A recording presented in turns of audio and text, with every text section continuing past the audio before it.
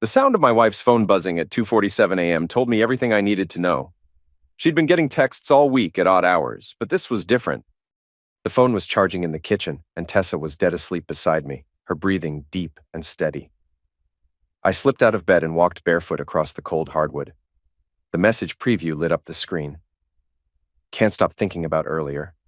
Your husband still clueless?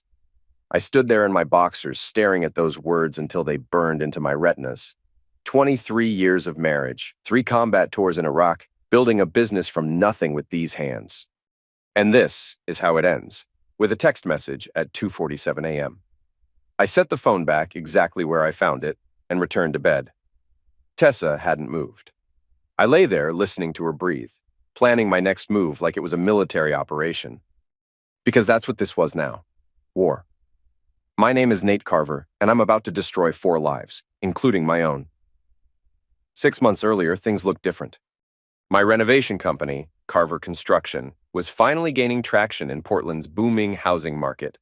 27 years old, fresh out of the Marines, I'd started the business with nothing but a pickup truck and a toolbox my father left me. Now I had 12 employees and was bidding on a city contract worth $2 million. The morning everything changed started like any other. I was reviewing blueprints for the downtown redevelopment project when Dean Patterson walked into my office. Dean was my project manager, cocky, ambitious, and 3 years younger than me. He had that college boy swagger that came from never having dirt under his fingernails. "Nate, we need to talk about the Henderson Street job," Dean said, dropping into the chair across from my desk. He was wearing a pressed button-down that probably cost more than my work boots. "What about it?" "The permits are delayed. City inspector wants another environmental impact study." I set down the blueprints and looked at him. "That's the 3rd delay this month. You sure you're handling this right?" Dean's jaw tightened. "I'm handling it fine. Maybe if you trusted your team more, we'd move faster." That was Dean, always pushing boundaries, always testing how far he could go. I'd hired him because he was smart and hungry, but lately his hunger seemed directed at more than just success. "I trust results," I said. "Get me those permits by Friday." After Dean left, I walked out to the construction site behind our office. The smell of concrete and sawdust always cleared my head. My business partner, Reed Hoffman, was there talking to our subcontractor, Marco Delacroix. Reed was the money guy. Smooth, connected, always wearing suits that cost more than some people's rent. Marco was the opposite, tattooed, rough around the edges, but the best concrete finisher in the city. "Nate," Reed called out, waving me over. We were just discussing the timeline for the apartment complex. Reed had put up half the capital when I expanded the business 2 years ago. He didn't get his hands dirty, but he knew how to work the system.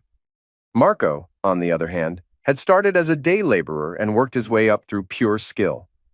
"Timeline's solid," Marco said, not looking up from the forms he was checking. "Long as the city doesn't jerk us around again." "That's what I pay Dean to handle," I said. Reed laughed. "Dean's good with the bureaucrats. Kid's got charm." I watched Reed's expression when he mentioned Dean. Something flickered there. Amusement, maybe, or conspiracy. "Speaking of charm," Reed continued, "Tessa stopped by earlier, looking for you." "She did?" "Yeah, around lunch. Said she'd catch up with you at home." Reed's smile was too wide. "Lucky man having a wife who checks up on you."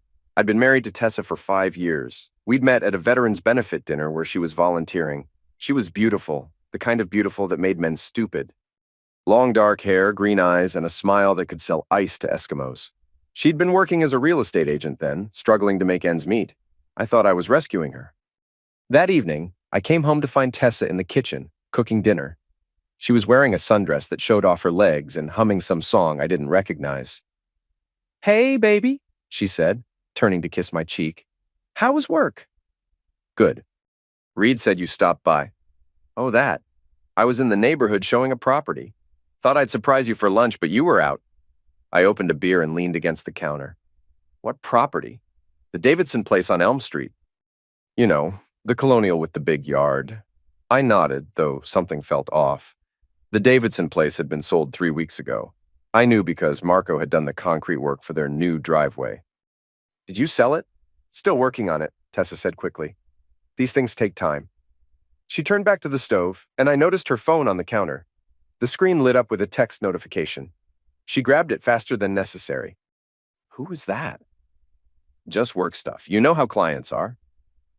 But I'd seen the sender's name, Dean. That night, after Tessa fell asleep, I stood in my garage looking at the tools hanging on the pegboard. Each one had a purpose, a specific job to do. My father had taught me that when I was 12. Right tool for the right job, son. Try to use a screwdriver as a hammer, and you'll end up with a broken handle and a bent screw. I was starting to understand that marriage worked the same way. The next morning, I decided to test my theory. I told Tessa I'd be working late, then drove to the Davidson place. The house was dark, sold signs still in the yard from 3 weeks ago. I parked across the street and waited. At 6:30 p.m., a silver BMW pulled into the driveway. Reed's BMW. A minute later, Tessa's Honda Civic appeared around the corner. They met at the front door like they'd done this before. I sat in my truck for 2 hours, watching the shadows move behind the curtains. When they finally came out, Reed kissed my wife goodbye on the front porch. Not a friendly peck, a real kiss, the kind that said they knew each other's bodies. I drove home and pretended to be asleep when Tessa got back at 9:15. "How was your day?" she asked, slipping into bed. "Long," I said. "Yours?" "Boring, just paperwork." I rolled over and looked at her in the darkness. "Tessa? Yeah? I love you." She smiled and kissed my forehead. "I love you too, baby." The lie came so easily to her. That's when I knew this wasn't just about Zex. This was about something deeper, something that would require the right tools to fix. Over the next week, I started paying attention to details I'd been ignoring. The way Dean's eyes followed Tessa when she visited the office. How Reed always seemed to know when she'd be around. The new lingerie in our laundry that I'd never seen her wear for me. And then there was Marco. I discovered that connection by accident. I'd forgotten some paperwork at the office and drove back after dinner. Marco's truck was in the parking lot, which was weird because he never worked nights. I parked quietly and walked around to the back entrance. Through the window, I could see into the small apartment above our office that we used for storage. Marco was there, shirtless, his tattoos visible in the lamplight, and so was Tessa, wearing nothing but one of his work shirts. I stood there watching my wife with another man and felt something cold and hard settle in my chest. This wasn't just an affair. This was a pattern. Dean, Reed, Marco. She was working her way through my entire inner circle. I walked back to my truck and drove home. Tessa's car was already in the driveway. "Hey," she said when I walked in. "I thought you were working late." "Finished early. Where have you been?" "Shopping with Sarah." "Got some groceries?" I looked at the kitchen counter. No grocery bags, no receipts, just Tessa in the same clothes she'd been wearing when I left, smelling like concrete dust and another man's cologne. "I'm tired," I said. "Going to bed." "Nate, wait." She grabbed my arm. "Is everything okay? You've been distant lately." I looked down at her hand on my arm, at the wedding ring I'd saved 3 months of Marine pay to buy. "Everything's fine. Just work stress. Maybe we should take a vacation. Get away from all this." "Yeah," I said, "maybe we should," but I wasn't thinking about vacation. I was thinking about the small digital recorder in my toolbox, the one I used to document client meetings. I was thinking about the security camera system I'd installed at the office 6 months ago. I was thinking about the fact that Tessa had never changed her password on our shared cloud storage. I was thinking about tools and how to use them properly. The next morning, I made a decision that would change everything. Instead of confronting Tessa, instead of knocking the hell out of 3 men who'd betrayed me, I decided to build something. A plan as solid and permanent as the concrete foundations I poured for a living. I started with reconnaissance. Every good military operation begins with intelligence gathering. I installed a small GPS tracker on Tessa's car, the kind parents use to monitor teenage drivers. I set up alerts on our shared credit card accounts. I began documenting everything: times, places, photographs, receipts. The pattern became clear within days. Tuesdays and Thursdays, Tessa met Reed at various hotels around the city. Wednesdays, she visited Marco at his apartment. Fridays, she had lunch with Dean at restaurants where they thought they wouldn't be seen. She was systematic about it, almost professional. Each man offered something different. Reed provided financial excitement, expensive dinners, shopping trips, the promise of a lifestyle my contractor's salary couldn't match. Marco was pure physical attraction, young, dangerous, forbidden. Dean was the emotional connection, someone who understood her ambitions, who spoke her language of networking and social climbing. I was the foundation she stood on, while she reached for something better. The recording device proved more useful than I'd expected. Tessa always left her purse in the kitchen when she came home, and modern phones pick up sound even when they're locked. I began to collect fragments of conversations, enough to piece together the full scope of her betrayal. Told him I was showing the Morrison property. Thinks we're just business partners. Never suspects anything. Too busy with his little construction company. After the city contract comes through, we can figure out what to do. About Nate, that last one stopped me cold. They weren't just having affairs, they were planning something that involved my business, my future, my life's work.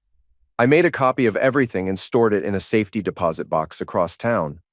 Then I did something that went against every instinct I had. I kept quiet and waited. The opportunity came 3 weeks later. The city contract I'd been chasing finally got approved. $2 million to renovate the old municipal building downtown. It was the kind of job that would establish Carver Construction as a major player. Reed called an emergency meeting for that Friday afternoon. Dean, Marco, and I gathered in my office to discuss the project timeline. "This is it," Reed said, spreading the contract across my desk. "This is what we've been working toward." "Timeline's tight," Marco said, studying the specifications.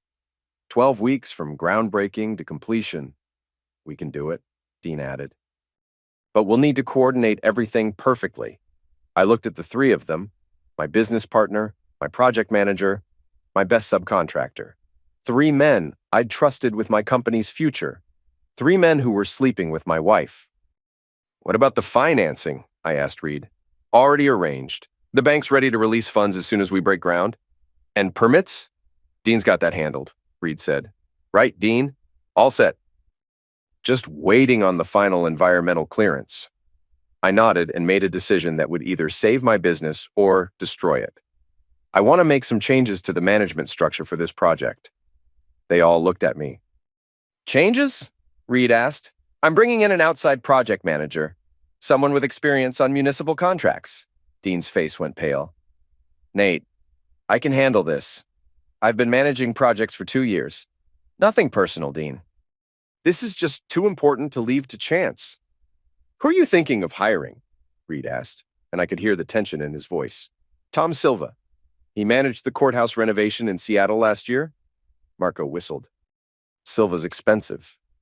"Silva's good," I said, "and he's available." The meeting ended with handshakes and forced smiles, but I could see the panic in their eyes. They were realizing that their plan, whatever it was, had just been derailed.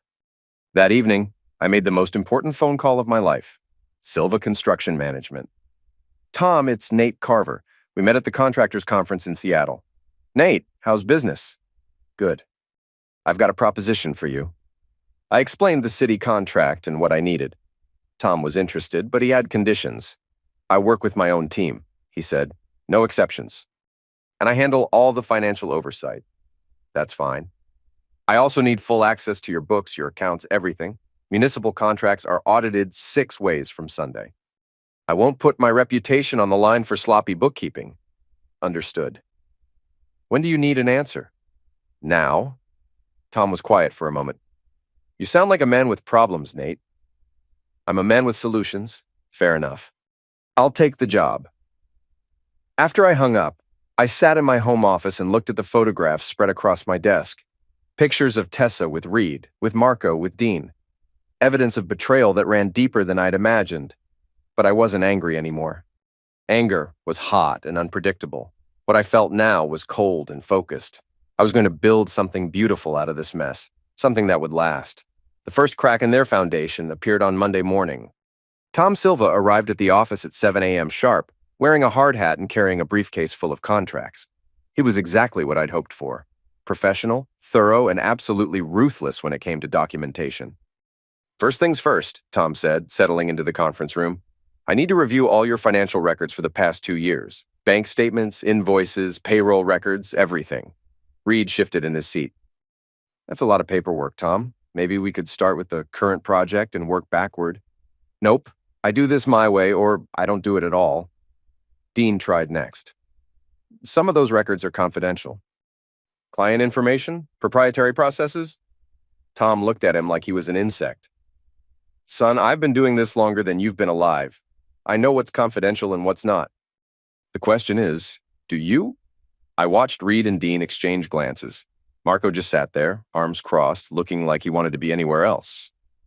Of course we'll provide whatever you need, I said. Reed, can you get Tom set up in the small office with access to our filing system? Sure, Reed said, but his smile looked painted on. That afternoon, Tom pulled me aside. Nate, we need to talk. Privately. We walked out to the construction site, away from the office and any listening ears. Your books are a mess, Tom said without preamble. What do you mean? I mean, someone's been creative with the accounting. Invoices that don't match purchase orders, payments to subcontractors that don't correspond to any work orders, money moving around like it's playing musical chairs. I felt that cold feeling in my chest again. How much money? Hard to say without a full audit, but I'd estimate somewhere between $50,000 and $70,000 over the past 18 months. Jesus. There's more. Some of these phantom payments are being made to companies that don't exist, at least not in any business registry I can find. I thought about Reed's expensive suits, his BMW, the hotels where he met my wife. What do you recommend? Depends on what you want. We can clean this up quietly, or we can make it official. But if you're serious about this municipal contract, you need to decide fast. The city audits everything. Clean it up quietly for now. But document everything. Tom nodded. I'll need access to all the bank accounts. And I mean all of them. Done. And Nate, watch your back. People who steal from their partners don't usually stop at money. That evening, I came home to find Tessa in an unusually good mood. She was cooking my favorite dinner, steak with garlic mashed potatoes, and had opened a bottle of wine. What's the occasion? I asked. Can a wife cook for her husband without a special occasion? I sat down at the kitchen table and watched her move around the kitchen. She was beautiful, I had to admit. Even knowing what I knew, part of me still wanted to believe this was real. How was work? She asked, setting a plate in front of me. Interesting. We hired a new project manager for the city contract. Her hand paused for just a moment as she poured wine. Really? I thought Dean was managing that. Change of plans. This guy's more experienced with municipal work? What's his name? Tom Silva. You wouldn't know him? She smiled, but it didn't reach her eyes. I'm sure he's very qualified. We ate in relative silence, making small talk about the weather and our weekend plans, but I could feel the tension radiating from her. She was thinking, calculating, probably texting her lovers as soon as I left the room. After dinner, I excused myself to check on some paperwork. Instead, I drove to the office and let myself in through the back door. The building was dark except for the security lights, and my footsteps echoed in the empty hallway. I went straight to Reed's office and turned on his computer. I'd learned his password months ago by watching him type it. His daughter's name and birth year about as secure as a screen door. Reed's email told a story I'd suspected but hoped wasn't true. For the past 6 months, he'd been corresponding with a development company in Seattle about buying out my share of the business. The price they'd discussed was far below market value, and the timeline coincided perfectly with the city contract. The plan was elegant in its simplicity. Reed would manufacture a financial crisis that would force me to sell. The phantom payments Tom had discovered were part of it, money being siphoned off to create the appearance of cost overruns and poor management. Dean was feeding information about our bidding process to competitors, making it harder for us to win contracts. Marco was documenting every mistake, every delay, building a case for my incompetence. And Tessa, she was the insurance policy. If I got suspicious, if I started asking questions, she'd be there to distract me, to keep me focused on our relationship instead of the business. I printed out the most damning emails and locked them in my desk drawer. Then I sat in the dark for a long time thinking about loyalty and trust and the price of naivety. By the time I got home, it was after midnight. Tessa was asleep, her phone charging on the nightstand. I picked it up and scrolled through her recent messages. Dean, he hired some guy named Silva. You know anything about this? Tessa, no, he didn't mention it to me. Reed, Silva's going through the books. We need to accelerate the timeline.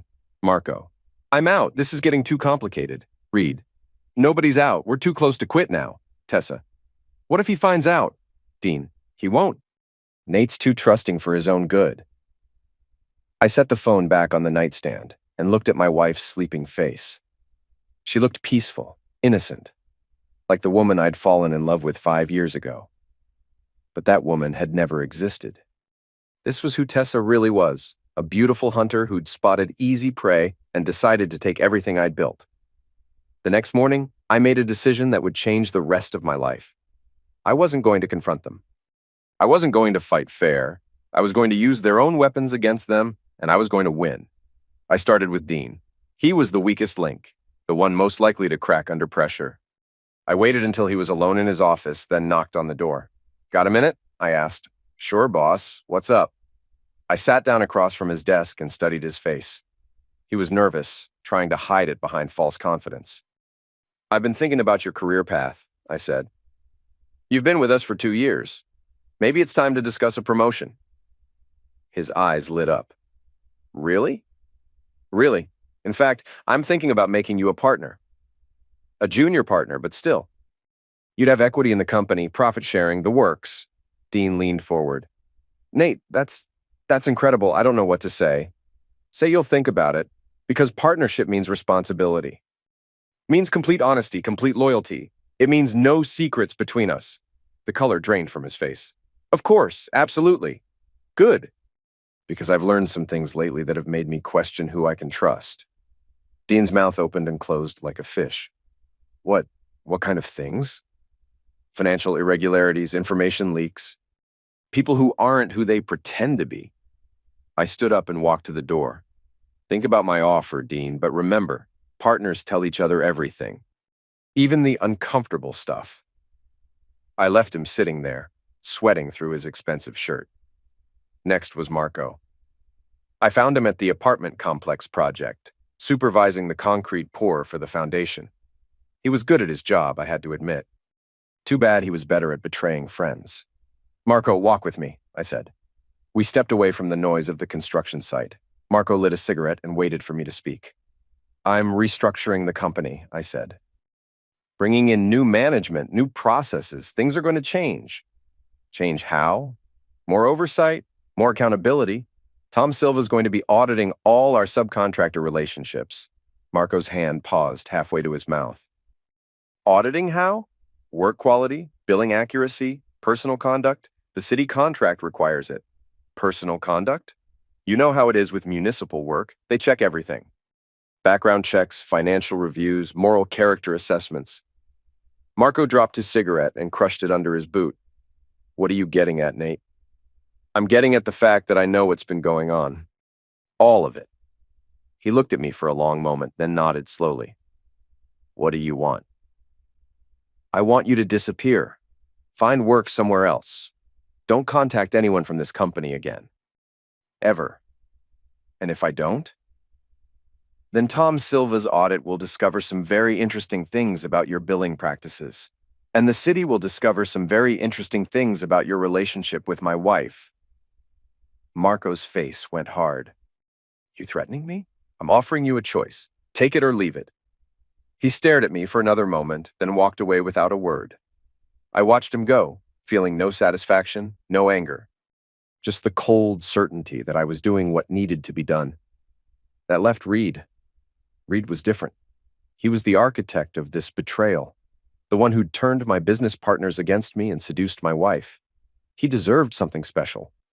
I found him in his office that evening, working late on what looked like contract negotiations. He glanced up when I knocked, then gestured for me to sit down. "Nate, perfect timing. I was just reviewing the terms for the city contract. Actually, Reed, I wanted to talk to you about something else." "Oh?" I pulled out a folder and set it on his desk. "I've been doing some research on development opportunities. There's a company in Seattle that's been buying up construction firms. Aggressive pricing, quick turnarounds." Reed's face went very still. "Really?" "Yeah. Pinnacle Development Group. Ever heard of them?" "The name sounds familiar." "They should. You've been in contact with them for 6 months." Reed leaned back in his chair and I could see him calculating his options. "Nate, I can explain. I'm sure you can. But I'm not interested in explanations. I'm interested in solutions." "What kind of solutions?" "You're going to sell me your share of the company. Today. For exactly what you paid for it 2 years ago." That's insane. The company's worth 3 times what I invested. The company's worth what I say it's worth. And right now, with the accounting irregularities Tom found, with the evidence of embezzlement, with the breach of fiduciary duty, I'd say your share is worth exactly nothing. Reed stood up abruptly. You can't prove anything. I opened the folder and spread the printed emails across his desk. I can prove everything. Bank records, email communications, financial transfers. Enough to send you to prison for embezzlement and fraud? His hands shook as he picked up the papers. How did you? The same way you've been stealing from me for 6 months? By paying attention? Reed slumped back into his chair. What do you want? I want you to sign a buyout agreement. I want you to transfer your shares to me. And I want you to disappear from my life. And if I refuse, then I call the police and the district attorney and the state licensing board and Pinnacle Development Group to let them know their new partner is a criminal. Reed stared at the papers for a long time. Then he reached for his pen. There's one more thing, I said as he signed. Stay away from my wife. He looked up at me, and for a moment, I saw something that might have been shame. Nate, about Tessa. I don't want to hear it. Just stay away from her. He nodded and finished signing the papers. I collected them, stood up, and walked toward the door. Nate, Reed called after me. For what it's worth, I'm sorry. I turned back to look at him. No, you're not. You're sorry you got caught. There's a difference. I left him sitting there in his expensive suit, in his expensive office, signing away everything he'd tried to steal from me. But I wasn't finished. The hardest part was still ahead. I drove home to find Tessa waiting in the living room, still dressed in the business suit she'd worn to show houses that didn't exist. She looked up when I walked in, and I could see the questions in her eyes. How was work? She asked. Productive. We made some personnel changes. Oh? Reed's leaving the company, Marco too. Dean's considering his options. She was quiet for a moment. That's a lot of changes all at once. Sometimes you have to cut out the rot to save the tree. Tessa stood up and walked to the window, looking out at the darkening sky. Nate, is everything okay? You've been different lately. Different how? Distant, like you're angry about something. I sat down on the couch and looked at her. Really looked at her. She was still beautiful. Still the woman who'd made me believe in love again after my divorce. But now, I could see the calculation behind her eyes, the way she was measuring my words, looking for weakness. I'm not angry, I said. I'm disappointed. Disappointed in what? In the people I trusted, in the choices they made, in the lies they told. She turned from the window to face me. Nate, what's going on? You're scaring me. Am I? Or are you scared because you know what's coming? Her face went pale. What do you mean? I reached into my jacket and pulled out a manila envelope. I mean, I know about Dean. I know about Reed. I know about Marco. I know about all of it. Tessa's legs gave out, and she sat down heavily in the chair by the window. How long have you known? Long enough to document everything. Long enough to plan accordingly. Nate, please. Let me explain. Explain what? That you've been sleeping with 3 different men? That you've been lying to me for months? That you and Reed were planning to steal my company? Tears started down her cheeks. It wasn't supposed to happen like this. How was it supposed to happen? I don't know. I was confused, lonely. You were always working, always focused on the business. I felt invisible. So you decided to sleep with my employees? It wasn't about the Zex. It was about feeling wanted, feeling important. I stood up and walked to the fireplace, staring at the wedding photos on the mantel. You felt important by destroying everything I'd built? I never meant for it to go that far. Reed convinced me that the business was failing, that you were in over your head. He said he could help, that he could save the company by stealing it, by bringing in better management, by making it profitable. I turned to look at her. And what about Dean? What about Marco? Were they saving the company too? Tessa wiped her eyes with the back of her hand. Dean was different. He understood me. He had ambition, plans for the future. And Marco? She looked down at her hands. Marco was a mistake. A stupid, impulsive mistake. 3 mistakes. 3 different men. 3 different lies. Nate, please. I love you. I've always loved you. No, you haven't. You loved what I could give you. The house, the security, the respectable life. But you never loved me. She stood up and walked toward me. That's not true. I married you because I loved you. You married me because I was safe. Because I was the kind of man who would take care of you, who would ask for nothing in return except loyalty. I can change. I can be the wife you deserve. I looked at her for a long moment, remembering the woman I'd fallen in love with. The woman who'd never existed. It's too late for that, I said. What do you mean? I handed her the manila envelope. Divorce papers. I'm filing for dissolution of marriage on grounds of infidelity. Her hands shook as she opened the envelope. Nate, you can't do this. We can work this out. We can't work out 3 affairs. We can't work out months of lies. We can't work out the fact that you tried to steal my life's work. I'll fight this. I'll get a lawyer. Good luck. I've documented everything. Bank records, GPS tracking, photographs, recorded conversations. Your infidelity is going to be a matter of public record. You were spying on me? I was protecting myself. Something I should have done a long time ago. Tessa sank back into the chair, staring at the papers. What happens now? Now you move out, tonight. Take your clothes in your car. Everything else stays here. This is my home too. This house is in my name. The mortgage is in my name. The down payment came from my savings. You have no legal claim to it. What about alimony? What about infidelity? In this state, infidelity affects spousal support. You'll get nothing. She looked up at me with something like hatred in her eyes. You fool. You planned this. I planned to protect myself from people who wanted to destroy me. If that makes me a fool, so be it. I gave you 5 years of my life. You gave me 5 years of lies. There's a difference. Tessa stood up and walked toward the stairs. I need time to pack. You have 1 hour. She turned back to me. I loved you, Nate. Despite everything, despite all the mistakes, I did love you. Maybe you thought you did. But love doesn't look like what you did to me. She went upstairs, and I heard her moving around in the bedroom, opening drawers, packing suitcases. I sat on the couch and listened to her pack up 5 years of marriage. When she came back downstairs, she was carrying 2 suitcases and a garment bag. She looked smaller somehow, diminished. Where will you go? I asked. I don't know. Maybe my sister's place. Tessa? She stopped at the door. What? I want you to know that I did love you. The woman I thought you were. I loved her completely. I know, she said quietly. I'm sorry I wasn't her. After she left, I sat in the empty house for a long time. The silence was complete, broken only by the tick of the clock on the mantel and the distant sound of traffic.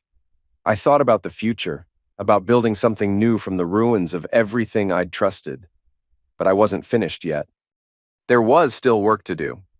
The next morning, I met with Tom Silva to discuss the final details of the municipal contract.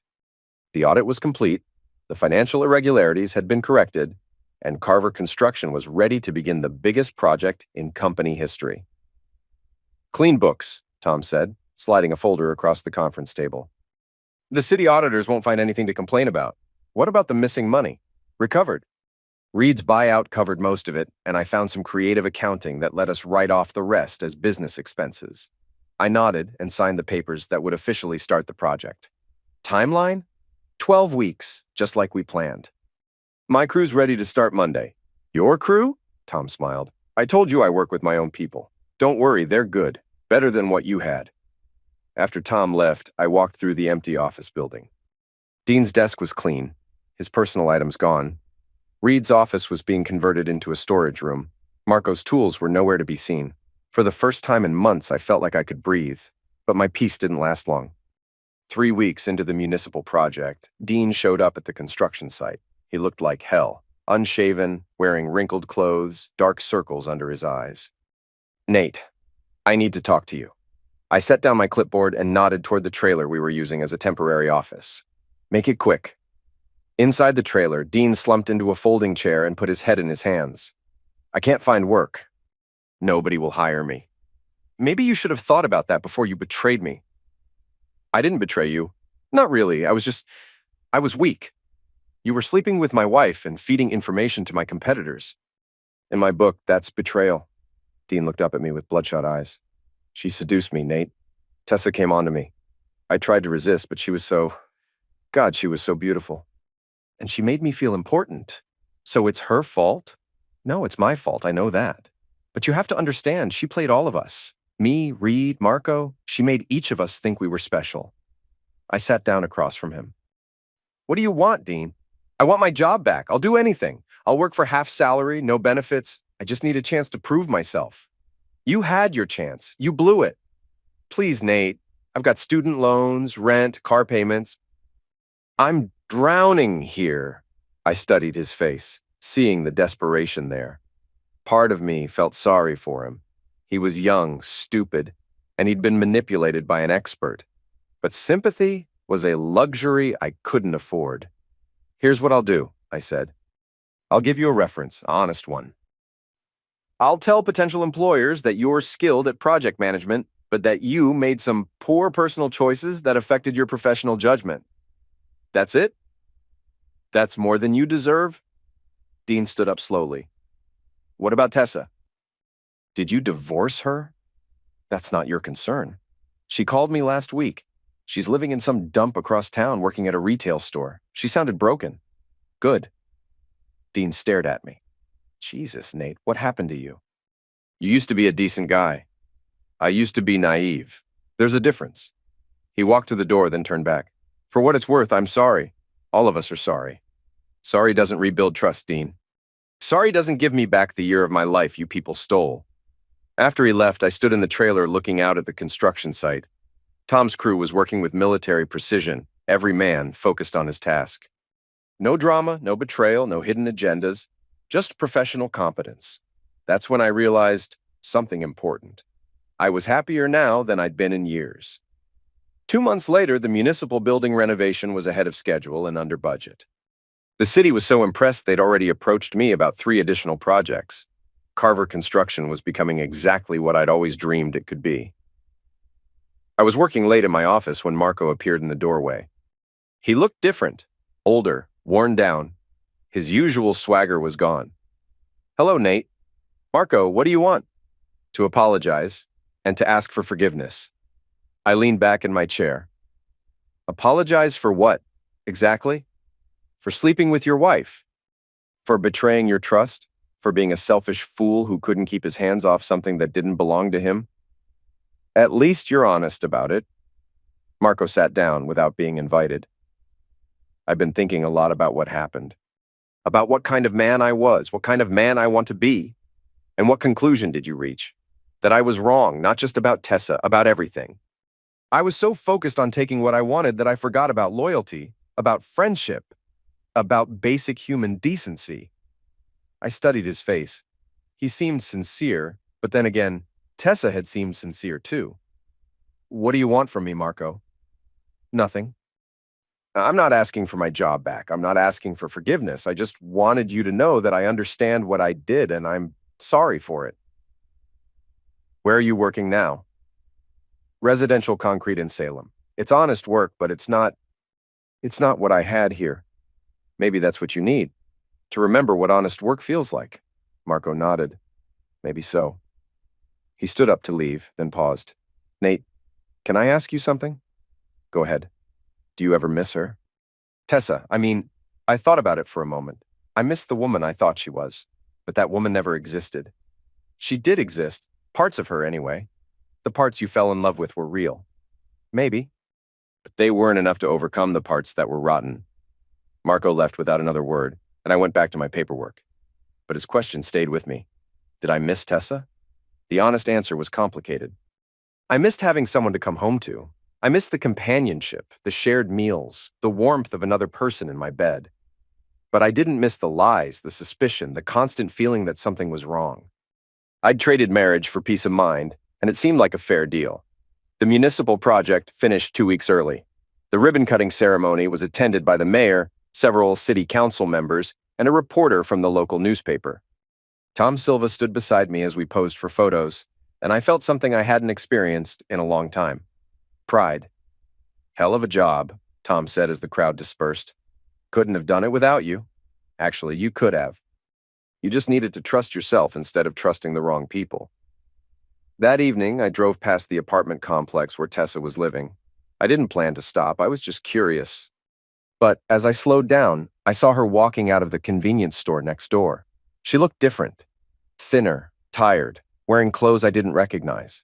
Her hair was shorter, pulled back in a simple ponytail.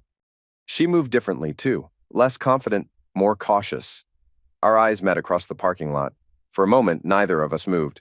Then she walked toward my truck. "Hello, Nate." "Tessa?" She looked older, more fragile than I remembered. "I heard about the city contract. Congratulations." "Thank you. The paper said you're bidding on 3 more municipal projects. Word travels fast." She shifted her weight from one foot to the other. "I also heard about Dean and Marco. That they came to see you." "They did. What did you tell them?" "I told them the truth, that actions have consequences." Tessa looked down at her hands. "I deserved what happened to me, I know that. But they were just stupid, not evil. You're all adults, you all made choices." "Yes, we did." She looked back up at me. "Nate, I want you to know that I've thought about what I did every day. And I hate myself for it." "Hating yourself won't change anything." "No, but maybe it'll help me be a better person going forward." I studied her face, looking for signs of manipulation, of the calculating woman who'd destroyed my trust. But all I saw was exhaustion and regret. "Where are you working now?" I asked.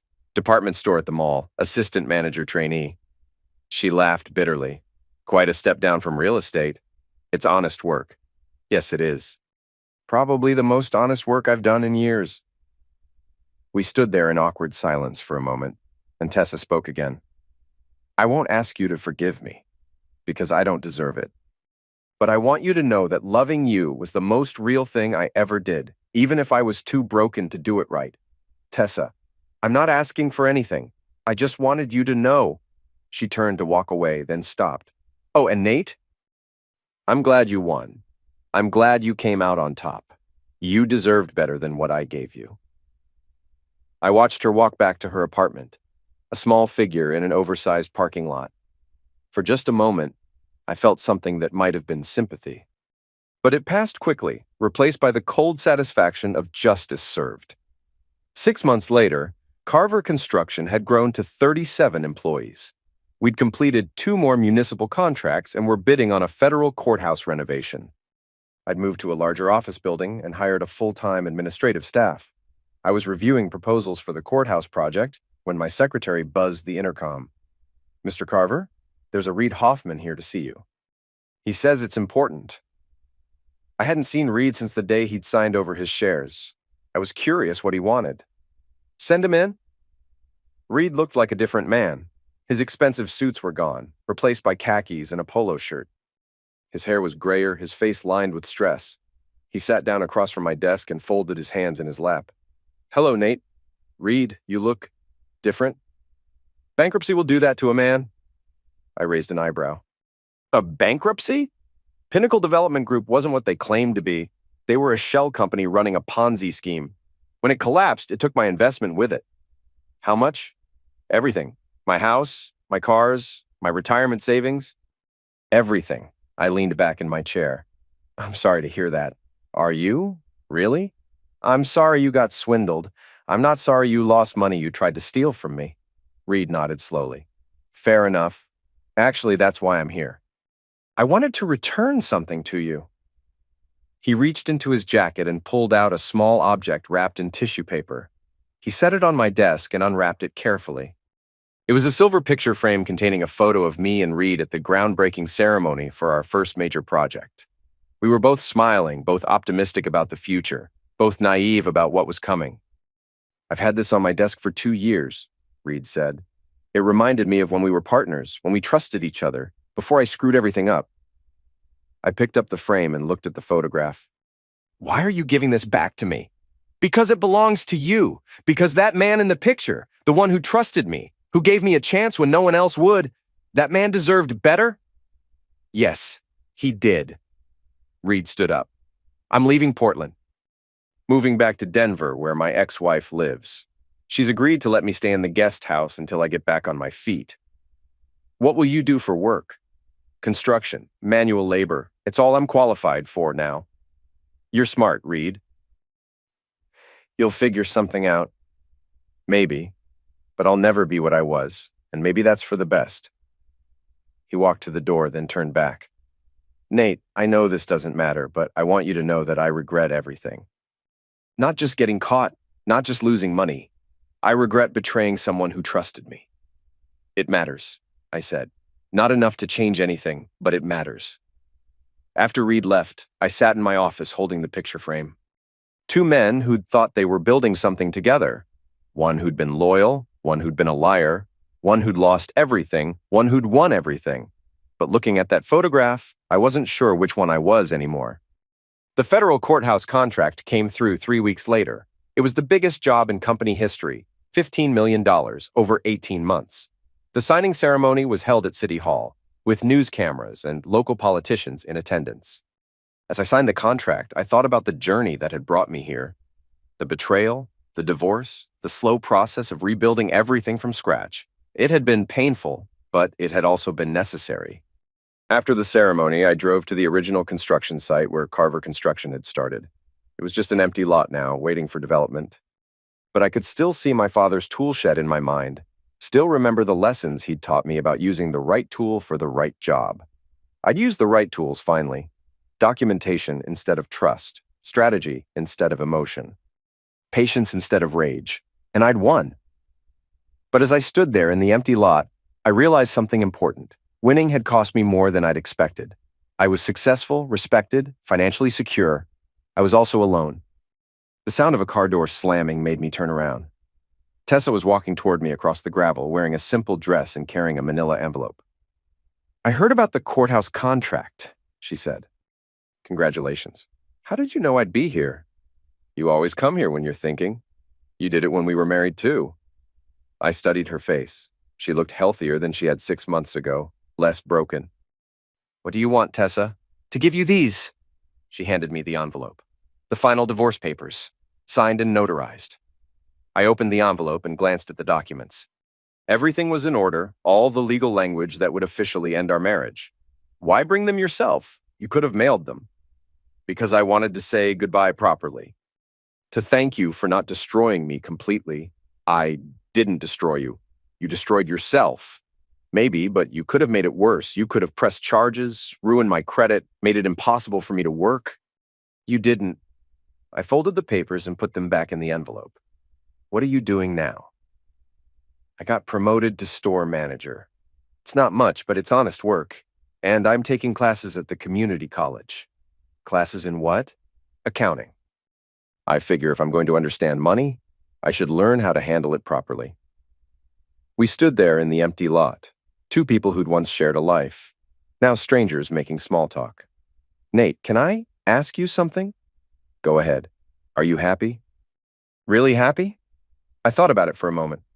I'm successful, I'm respected, I'm financially secure. That's not what I asked. I'm content, which is more than I expected a year ago. Tessa nodded. Content is good? Content is honest.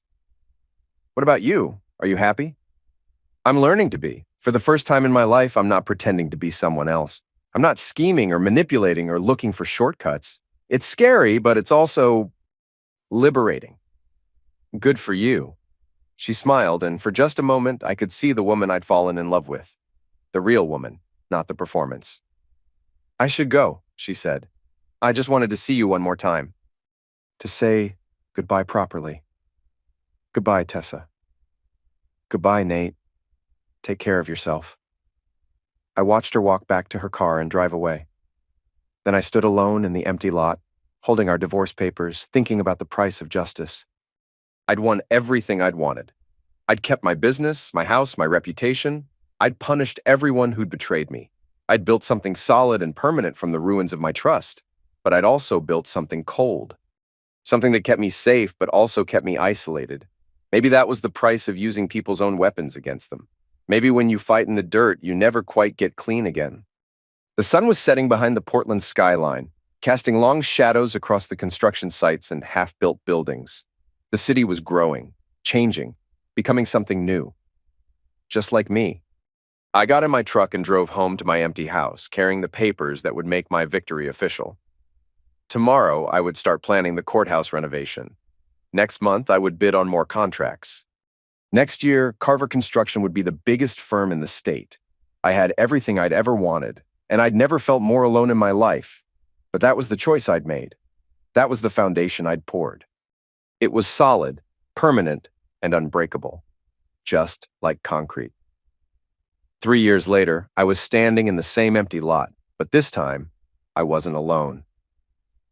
Tom Silva was beside me, reviewing the blueprints for a new office complex we were building.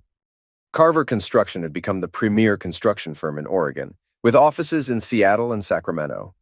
"Hell of a view," Tom said, looking out at the Portland skyline. "It'll be better when we're done with it." "You thinking about retiring after this one?" I laughed. "I'm 33 years old, Tom, little early for retirement." "Maybe, but you've built something here that'll outlast you." "That's not nothing." He was right. I'd built something permanent, something that would stand long after I was gone. It wasn't the life I'd planned, but it was the life I'd earned. My phone buzzed with a text message. I glanced at it, expecting work-related communication. Instead, it was from a number I didn't recognize. "Nate, this is Dean. I know you probably don't want to hear from me, but I wanted to let you know that I'm getting married next month." She's a good woman, honest, and kind. "I wanted to thank you for the reference you gave me 3 years ago. It helped me get the job that led to everything good in my life now. I hope you're well." "Dean." I stared at the message for a long moment. Dean had found someone new, someone who wouldn't betray him. He was building a life based on trust and honesty, things I'd forgotten how to do. "Good news?" Tom asked. "Maybe," I said. "Yeah, maybe it is." That evening, I did something I hadn't done in years. I went to a bar, not for business, not for networking, just to be around people. I sat at the end of the bar, nursing a beer and watching the crowd. The bartender was a woman about my age, with short blonde hair and intelligent eyes. She moved efficiently behind the bar, chatting with customers, managing the controlled chaos of a busy Friday night. "You look like a man with something on his mind," she said when she came to refill my beer. "Just thinking about choices. Good choices or bad choices? Necessary choices," she nodded. "Those are the hardest kind." "I'm Nate," I said. "Sarah," she extended her hand. "Nice to meet you, Nate. Nice to meet you too." We talked for the rest of the evening, about work, about Portland, about the weather, small talk, but comfortable. When the bar closed, she walked me to the door. "Will I see you again?" she asked. "Would you like to?" "I think I would." I gave her my card and walked out into the Portland night. The city was quiet, most people home with their families, their loved ones, their lives built on something more than concrete and steel.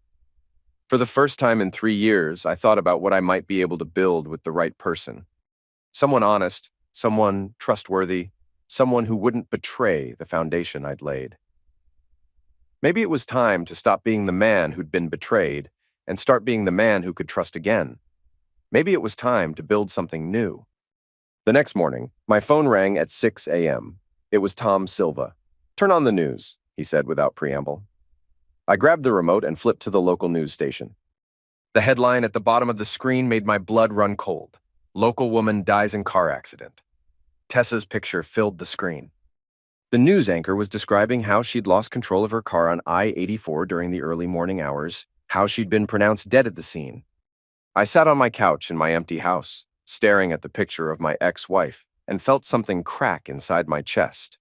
Not love, that had died years ago, but something else. Regret, maybe. Or recognition that a chapter of my life had closed forever. The news report mentioned that she'd been driving home from her night shift at a 24-hour diner where she'd been working to pay for her college classes. She'd been studying to become an accountant, trying to build an honest life from the wreckage of her mistakes. She'd been alone when she died. No family in the car, no mention of a boyfriend or husband. Just Tessa, driving through the darkness, trying to get home. I thought about the last time I'd seen her, 3 years ago in that empty lot. How she'd looked healthier, more honest. How she'd said she was learning to be happy for the first time in her life. and now she was gone. I called the funeral home to ask about arrangements. There weren't any family members in town, and Tessa hadn't left much money. The state was going to handle a simple cremation. I'll cover the costs, I heard myself saying. I'll arrange a proper service. The funeral was small, just me, a handful of her coworkers from the diner, and a couple of classmates from her accounting program. The pastor spoke about redemption and second chances, about how we all carry the capacity for change. As I stood there listening to the service for the woman who'd betrayed me, I realized something important. I'd won our war, but the victory felt hollow now. I'd gotten my revenge, but revenge had an expiration date. Justice was satisfaction was temporary. Only forgiveness lasted. After the service, one of Tessa's coworkers approached me. "You're her ex-husband," she said. It wasn't a question. "Yes. She talked about you sometimes. Always with regret, but also with, I don't know, respect, maybe. She said you were a good man who deserved better than what she gave you. She was trying to become a better person." She was. Tessa worked harder than anyone I knew. She was determined to prove she could be different. I nodded and walked away, carrying the weight of knowledge I wished I didn't have. Tessa had spent her last 3 years trying to become the woman I thought I married. She'd found honesty and integrity and the courage to rebuild her life from nothing, and she died alone, still carrying the shame of what she'd done to me. That night, I sat in my office looking at the photograph Reed had returned to me years earlier. 2 men, smiling and optimistic, believing in the future they were building together. I'd kept the picture as a reminder of my own naivety, a warning against trusting too easily. But maybe that wasn't what it represented. Maybe it represented the possibility of believing in people, even when they sometimes let you down. I picked up my phone and scrolled through the contacts until I found Sarah's number. We'd been dating for 6 months now, taking things slowly, building trust carefully. She knew about Tessa, about the betrayal, about the walls I'd built around myself. "Hey," she said when she answered. "How are you holding up?" "Better than I expected. Worse than I hoped." "Do you want me to come over?" "Yes," I said. "I think I do." While I waited for Sarah to arrive, I walked through my house, the house I'd fought to keep, the house that had once been a home. It was still empty in many ways, still cold, but it didn't have to stay that way. I could fill it with new memories, new trust, new love. I could build something warmer and more lasting than the concrete foundations that had defined my life for so long. When Sarah arrived, she didn't ask questions. She just held me while I told her about the funeral, about the woman Tessa had been trying to become, about the weight of carrying anger for so long. "You know what I think?" Sarah said when I finished. "What?" "I think you're ready to let go of all that. I think you're ready to be happy instead of just successful." She was right. I was tired of being the man who'd been betrayed. I was ready to be the man who could love again, who could trust again, who could build something beautiful instead of just something strong. The next morning, I made a decision that would have seemed impossible 3 years earlier. I called Dean's number. "Nate?" He sounded shocked to hear from me. "I heard you're getting married. Congratulations." "Thank you. I didn't expect to hear from you. I wanted to ask you something. Do you need any work?" "Small projects, residential stuff. I've got more jobs than I can handle." Dean was quiet for a long moment. "Are you serious?" "I'm serious, but there are conditions. Everything above board, everything documented." "No shortcuts, no favors, no personal relationship beyond professional courtesy." "I understand, and Nate, thank you. This means more than you know." After I hung up, I called Marco. His number had been disconnected. I tried directory assistance and found him working for a small company in Salem. When I finally reached him, he sounded as shocked as Dean had. "I'm expanding into residential concrete work," I told him. "I need someone who knows what he's doing." "Nate, I don't know what to say. Say you'll do good work and keep your personal life separate from your professional responsibilities. You have my word." "Your word wasn't worth much 3 years ago." "No, it wasn't. But it is now." I believed him. Maybe that made me naive again, but I thought it might also make me human. That afternoon, I drove to the cemetery where Tessa was buried. Her headstone was simple. Teresa Ann Carver, 1985 to 2015. Beloved daughter, seeking redemption. I stood there for a while, thinking about forgiveness and the price of holding grudges. Then I said the words I should have said years earlier. I forgive you, Tessa. I forgive all of us. The sun was setting over Portland, casting long shadows across the cemetery. But for the first time in years, those shadows didn't feel cold. They felt like the natural end of something, making room for whatever came next. I drove home to Sarah, to the possibility of building something new. Something based on trust instead of suspicion, love instead of fear, hope instead of anger. I'd learned how to destroy people who betrayed me. Now I was going to learn how to love people who deserved it. It was going to be the hardest construction project of my life, and the most important. 2 years later, I stood in that same empty lot one last time. But it wasn't empty anymore. The office complex we'd built was complete, 43 stories of glass and steel reaching toward the sky. Carver Construction's name was etched in granite at the entrance. Sarah stood beside me, her hand in mine, a small diamond ring catching the afternoon sunlight. We'd been engaged for 3 months, planning a wedding that would be simple and honest and real.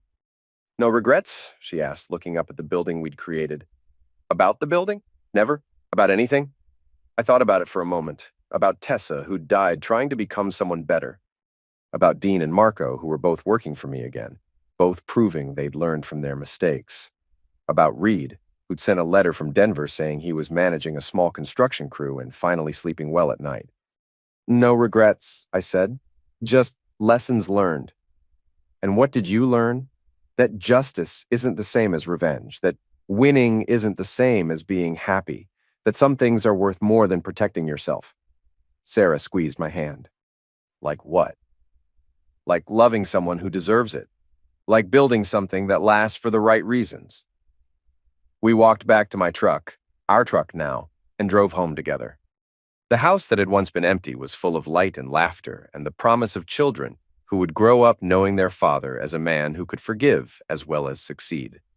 That night, as Sarah slept beside me, I lay awake thinking about foundations, about the difference between building something to last and building something to endure, about the choice between concrete that protects and concrete that imprisons. I'd spent 3 years building walls around my heart, creating something strong enough to survive any betrayal, but strength without love was just a beautiful prison. Now I was building something different. Something that could be hurt but wouldn't break. Something that could trust without being naive. Something that could love without being stupid. It was the most ambitious project I'd ever undertaken, and the most important. Because this wasn't just about success, or revenge, or proving I could survive betrayal. This was about proving I could be happy. And for the first time in years, I believed I could be.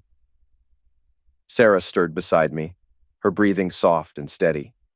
Outside, Portland slept peacefully, a city built on dreams and hard work, and the belief that tomorrow could be better than today. I closed my eyes and listened to the sound of my wife-to-be breathing, to the silence of a house filled with love instead of anger, to the promise of a future built on something stronger than concrete. I'd won the war against everyone who'd betrayed me, but tonight, lying in the darkness with the woman I loved, I realized I'd won something more important. I'd won back my ability to trust. I'd won back my capacity for happiness. I'd won back my humanity, and that victory would last forever.